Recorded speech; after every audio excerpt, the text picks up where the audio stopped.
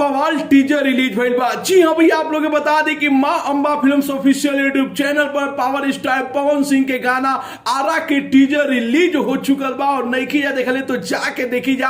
आज तक आप लोग भोजपुरी में ऐसा टीजर ना देखले हो कम जा। जी हाँ, आप लोग बता दें कि बॉलीवुड गाना भी फेल बारे ए टीजर के सामने का है कि भैया पवन सिंह जो कि दो को रेंज रोवर और बाइक से एंट्री कर रहा पड़े और पीछे जो कि चार को विदेशी मॉडल वालों पहला बार कोनो भोजपुरी के आइटम सॉन्ग में या देखल जाओ तो ए टाइप के सॉन्ग में आप लोग के विदेशी में लड़की दिखाई दिया से एक अलावा पावर स्टार पवन सिंह के एंट्री हो गए, लुक हो गए, चाहे गोली चलावे के तरीका हो के, महंगा बजट के गाना बा भैया। हमारा लाता ऐसा तो भोजपुरी में गने ना देखले रही हम कभी, इतना जबरदस्त गाना बा।